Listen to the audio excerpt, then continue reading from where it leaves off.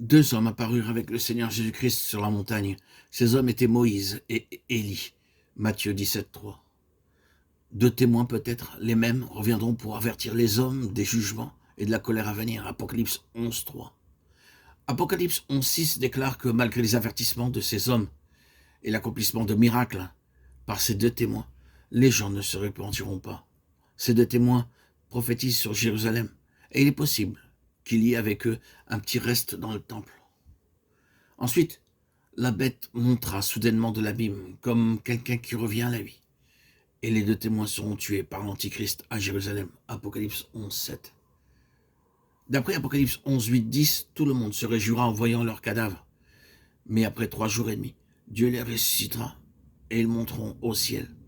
Au même instant se produira un grand tremblement de terre, et 7000 hommes seront tués.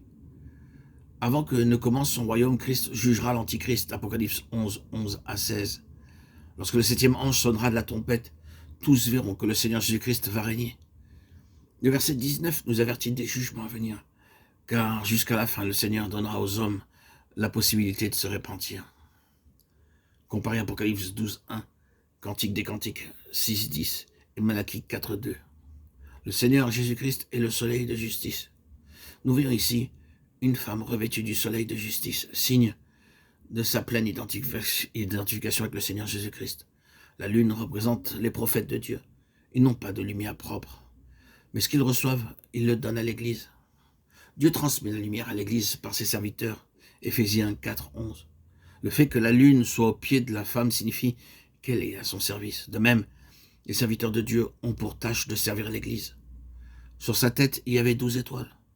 Par le ministère des 12 apôtres, les croyants commencèrent à comprendre le gouvernement du Seigneur Jésus-Christ. Colossiens 1:16-18.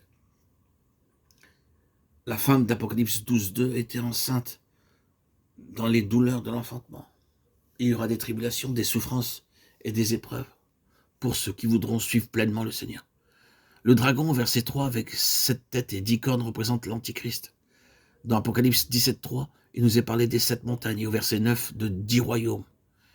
Apocalypse 17:12 parle de 10 puissances européennes. Jérusalem est construite sur 4 montagnes. Rome est l'unique ville du monde construite sur 7 collines. C'est là, à Rome, que l'Antichrist établira son état-major. Le dragon se tenait devant la femme, Apocalypse 12:4. L'Église du Seigneur Jésus-Christ enfantera un fils mâle qui pètera les nations avec une verge de fer. Comparé avec Apocalypse 26-27 qui parle de celui qui vaincra. La verge de fer parle de la colère et du jugement. L'amour et la miséricorde de Dieu ont été déployés. Mais à partir du chapitre 4 viennent le jugement et la colère. Apocalypse 12:5 nous dit que le fils mâle sera enlevé vers Dieu et le trône.